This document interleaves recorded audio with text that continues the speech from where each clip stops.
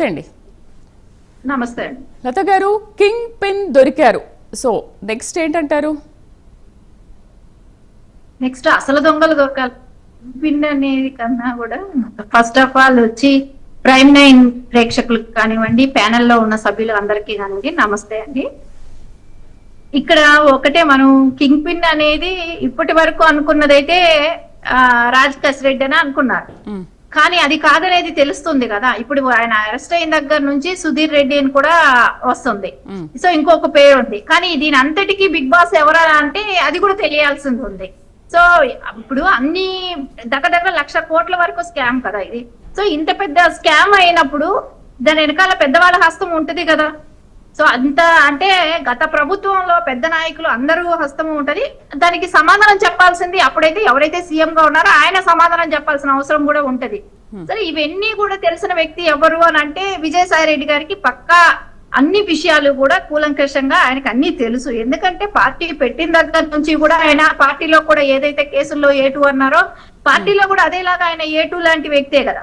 So అన్ని విషయాలు అంటే సాక్షి మీడియా దగ్గర నుంచి ప్రతిదీ, వాళ్ళ ఆస్తుల దగ్గర నుంచి ప్రతిదీ, అంటే రాజారెడ్డి గారి దగ్గర నుంచి ఉన్నారు కదా ఆయన. సో దాని మూలన ప్రతి విషయం కూడా వాళ్ళకి తెలిసే అవకాశం ఉంటది. అంటే వాళ్ళ ఫ్యామిలీలో అంటే వాళ్ళ ప్రాపర్టీస్ విషయం దగ్గర నుంచి అన్ని రకాలు కూడా తెలుసు కాబట్టి ఆయనకు అన్ని రకాలు తెలుసు. కాకపోతే ఆయనకి ఎప్పుడైతే అధికారం వచ్చిందో ఆయన పక్కన పెట్టారో ఈ రోజున అన్ని ఆయన బయట పెట్టడానికి స్టార్ట్ చేశారు. అందుమూలాన జగన్మోహన్ రెడ్డి గారి హస్తం కూడా ఉంది దీనిలో అనేది అయితే నెక్స్ట్ క్లియర్ పిక్చర్ అయితే వస్తుంది. అంటే ఇప్పుడే సిట్ అధికారులు స్టార్ట్ చేశారు. సో ఒక్కొక్కళ్ళని ఇన్వెస్టిగేషన్ అంటూ జరుగుతుంది. జరిగిన తర్వాత అయితే క్లియర్ పిక్చర్ వచ్చే అవకాశాలు ఉన్నాయి. కానీ ఇది చిన్న స్కామ్ అయితే కాదు. నేను అనుకుంటా ఇప్పటి వరకు ఇండియాలో ఇంత పెద్ద స్కామ్ చేసిన వాళ్ళు ఎవరు లేరనే అనిపిస్తుంది. అంటే ఏదో మనం చూసాం 100 కోట్లకే కవిత గారు అరెస్ట్ అవటం, ఢిల్లీ సీఎం కూడా అరెస్ట్ చేయటం మనం చూసాం లిక్కర్ స్కామ్ లో. కానీ ఇక్కడ అట్లా కాదు కదా. వీళ్ళు ఫ్రమ్ ద బిగినింగ్ నుంచి అప్పుడు కూడా తెలుగుదేశం పార్టీ వాళ్ళందరం అదే చెప్పాం, అక్కడ డిజిటల్ మనీ పనికి రావట్లేదు.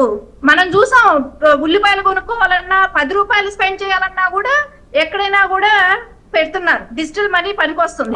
కానీ లిక్కర్ షాప్ లో ఎందుకు డిజిటల్ మనీ పెట్టలేదు? ఎందుకోసం? క్యాష్ ఇచ్చి పే చేసుకోవాలి.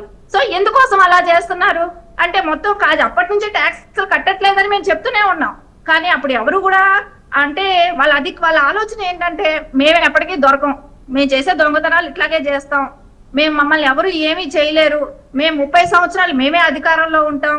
సో అందువల్ల మాకేమి జరగదు. అది వాళ్ళ బ్లంట్ గా నమ్మింది ప్రజలను మోసం చేయడానికే. ఆలోచన విధానం అదేలాగా ఉన్నది.